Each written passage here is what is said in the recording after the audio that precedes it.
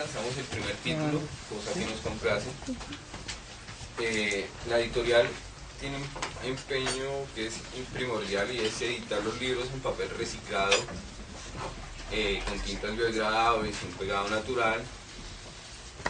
Y hemos hecho un énfasis fuerte en esto para poder competir con el mercado y ver que el libro es algo que todavía se puede conservar, que se puede tener en las manos y disfrutar constantemente.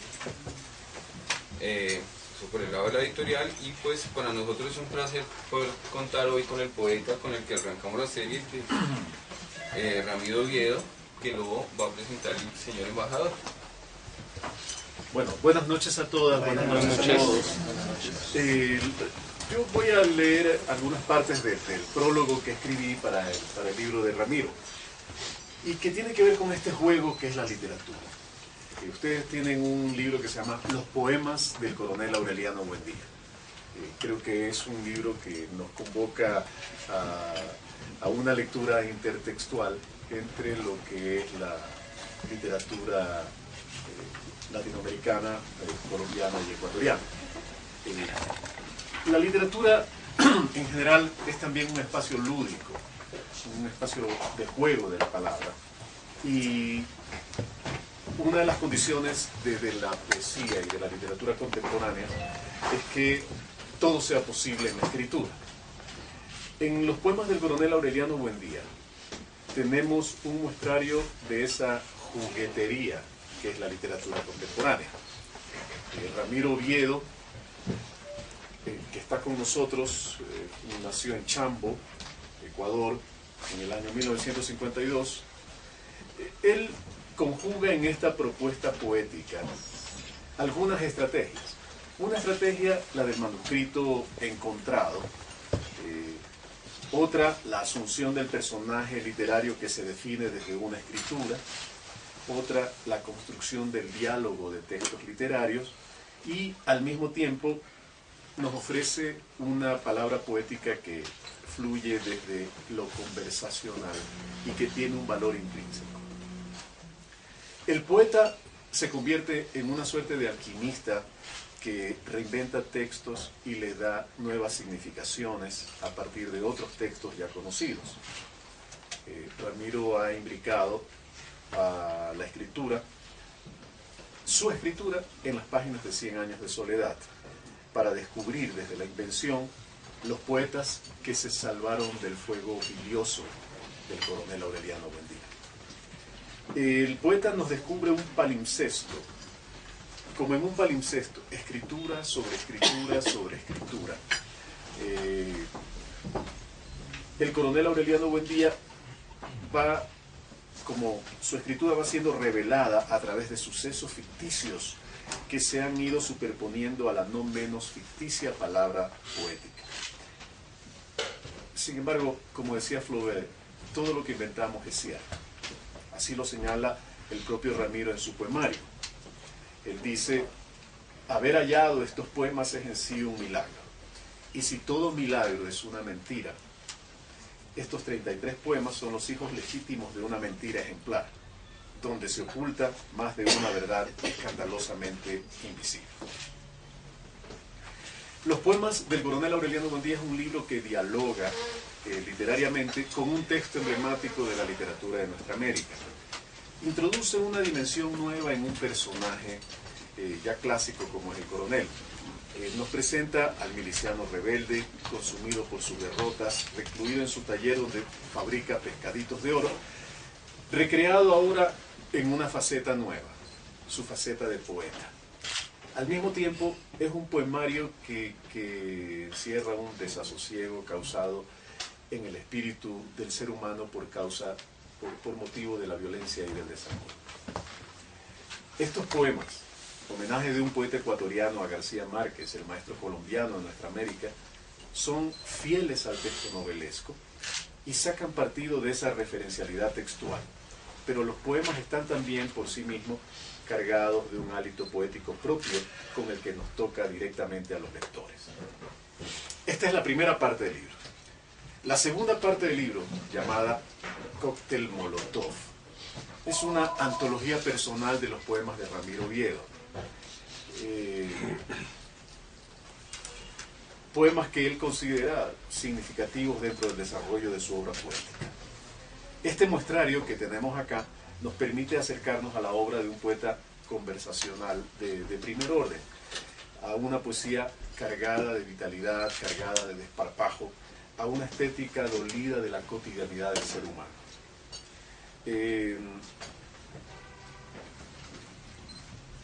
Los ingredientes de este cóctel nos dan una bebida explosiva en la multiplicidad de sus sentidos. La voz poética de los textos es provocadora, desacralizadora, y en estos tiempos espantosos en los que los escritores parecen haberse convertido en entelequias descomprometidas del mundo, es una voz poética que no le teme para nada a la toma de partido. Por ello, Ramiro, al igual que Gabriel Zelaya, parecería decir también: maldigo la poesía concebida como un lujo cultural por los neutrales. Maldigo la poesía de quien no toma partido, partido hasta mancharse. El poema Marilyn Monroe, hay un poema dedicado a Marilyn Monroe que se llama Mamá Marilyn o Mama Marilyn. Viene muy a propósito del cincuentenario del asesinato conmemorado por el mundo el año pasado, de quien se convertiría en un mito contemporáneo. Con un tono de crónica, la voz poética pasa revista por la vida de Norma Jean Baker, que se transformaría en Marilyn Monroe. Es un poema que testimonia esa idolatría que ha generado Marilyn y también esa rabia contradictoria frente a la cultura del espectáculo que, habiéndola creado, también la destruido. Una suerte de memorial de agravios evocado por una voz poética desterrada por voluntad propia, una retahíla de fracasos políticos, humanos, artísticos en una sociedad caracterizada por la desesperanza, un cántico furibundo, anárquico, doloroso, dada la imposibilidad de triunfar en una lucha social. Todo lo dicho se concentra en ese monólogo poético que es Pedrada en Ojo Tuerto.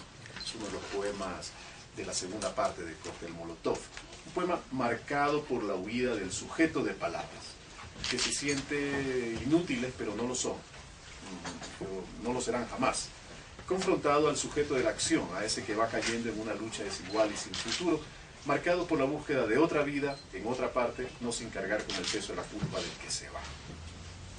El conjunto de poemas de esta segunda parte del libro también recoge la experiencia migrante del propio poeta.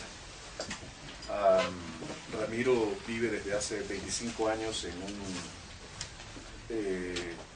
una villa o en un pueblo que en la antigüedad fue pueblo de pescadores en el norte de Francia. Tiene un nombre francés, obviamente, que no lo voy a pronunciar por pudor lingüístico. En todo caso, una muestra de humor, que es otra de las características que tiene este libro,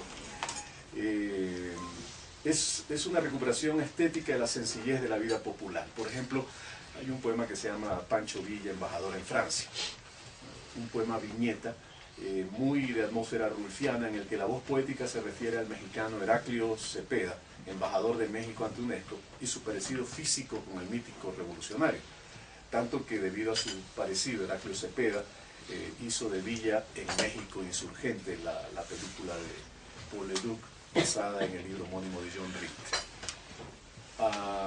Este libro de Ramiro Oviedo, que es un cóctel de varios poemarios de su autoría y que ratifica de manera fresca para los lectores la confianza en la poesía de uso diario como los fósforos, inaugura una serie que se llama Escritores Ecuatorianos. Esperamos nosotros en este año publicar conjuntamente con editorial Con las Uñas 4 libros. Este es el primero de una serie de 4 libros que están en este año. El segundo es un conjunto es un libro de cuentos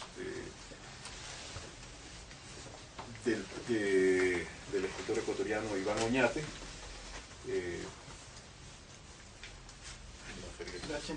El hacha enterrada, llamado El hacha enterrada. Y el tercer libro es una antología del cuento joven del Ecuador, y el cuarto será una antología de la poesía joven del Ecuador. Son los 4 libros que hemos planificado para este año. Con ello, la Embajada del Ecuador en Colombia, primero les agradezco a todas y a todos ustedes por estar presentes en esta noche, acompañándonos y sobre todo acompañando a nuestro poeta que va a ofrecer un recital en esta noche. Y la editorial Con las Uñas entrega particularmente a la ciudadanía lectora de este país de historia compartida, de frontera sobre cuya línea de esperanza creemos que todos habremos de construir la paz algún día. Bueno, los dejo entonces con Ramiro Oviedo, que leerá sus textos. Muchas gracias.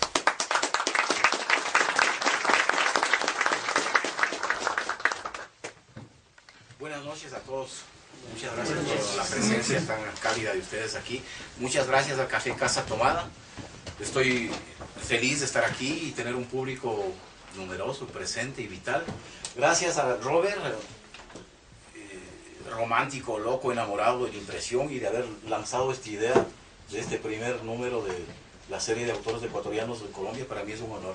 Y gracias al embajador del Ecuador, Raúl Vallejo, un viejo amigo a quien conozco desde más de 30 años y que nos acabamos de encontrar aquí. Gracias también a Juan Martín Cueva, otro viejo amigo, agregado cultural del Ecuador en Colombia, un excelente cineasta y autor de documentales. Ahora estoy aquí para leerles unos poemas y lo voy a hacer de inmediato porque quiero aprovechar al máximo. Bien, de los poemas del coronel. Comienzo con una primera parte. El libro tiene 3 partes, ¿no? La primera se llama La memoria del ojo. Y en esa se hacen algunas crónicas, algunas aproximaciones al personaje, algunas aproximaciones al espacio, ¿no? En la segunda parte se habla del coronel Aureliano Buendía enamorado. Entonces esta es la manzana, la naranja azul. La naranja azul.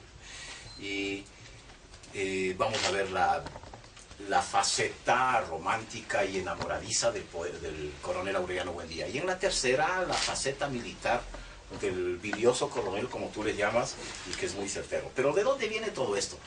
Decías con razón que es la juguetería de la literatura. Sí, la literatura es como un enorme almacén lleno de juguetes, donde también hay gente que se pone a fabricarlos, ¿no?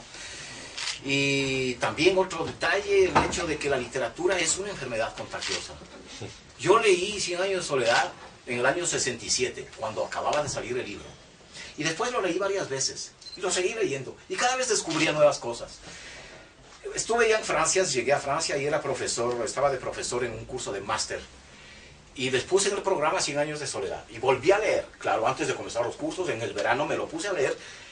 Y descubro, pero bueno, yo había visto antes, pero no le había dado mucha atención. Esta vez le puse atención y descubro que el coronel escribía poemas. Faltando poco para la mitad del libro, dice que el coronel escribía en las pausas de la guerra, de vez en cuando unos poemas. Y ahí habla del poeta, del hombre que desapareció en la lluvia. Avanzamos más páginas y habla de otro poema, de la deuda. Y luego más páginas. Y bueno, los alumnos me dicen, y señor Oviedo, ¿dónde están esos poemas? Le digo, en ninguna parte. Y una estudiante me dice, ¿por qué no los escribe usted? Me gustó la idea. Cayó muy bien porque era un tiempo, como para variar, yo andaba muy mal en el aspecto financiero, económico. Había quemado el motor, había roto el motor de mi coche, tenía que cambiar los neumáticos y andaba en una situación realmente de quiebra fatal, total. Y dije, ¿qué hago? Me lanzo. Pero para lanzarse eso es un concurso en francés, hay que escribir en francés. Lo hice y les prometo que me salió de una, no pensé mucho ni nada, ya salí y lo mandé. Miren que el librito ganó 2 premios. Y con eso pude cambiar el motor y cambié las llantas del carro. Entonces pude mostrarle a mi mujer que la poesía sirve para algo, para comenzar. Eso fue bueno, una linda cosa. Y luego que mis alumnos estaban muy contentos de ver que se podía hacer cosas con las palabras, la juguetería que tú llamas, ¿no? Enfermedad contagiosa. Kafka decía que la literatura es una lepra. Y si lo tomamos con buen humor, se pueden hacer cosas, ¿no? La lengua nos lleva a construir juguetes que a veces pueden ser peligrosos. Normalmente uno quiere sacar, uno quiere vomitar también su mundo, su vida. Uno no puede escribir para darse gusto. Yo no me creo ni me puedo inscribir en la fila de poetas felices. No. Yo creo que soy, no sé si seré un poeta, hasta ahora no me convenzo que sea un poeta. Creo que soy un tipo que le gusta bastante la literatura, eso sí, que cree mucho en los escritores, leo muchísimo. Soy un apasionado de la lectura. Y cuando escribo, que es pocas veces porque trabajo, doy clases, tengo que preparar. Cuando escribo, lo hago con bastante pereza, para serles franco. Soy vago. No tengo la pasión del poeta. Hay muchos que yo les tengo envidia. Hay gente que escribe 8 horas al día. ¿Cómo harán? Yo les digo que me cuesta mucho. Pero cuando me agarra la onda de escribir, no me para nadie. No como 8 días, no como 8 días. No salgo. Y me quedo ahí hasta que salga. Eso sí. Me pasa rara vez. Pero me pasa. Entonces empecemos con esto. A Melquíades. El problema es que yo tuve un problema con mi ojo izquierdo esta mañana y no alcanzo a ver bien.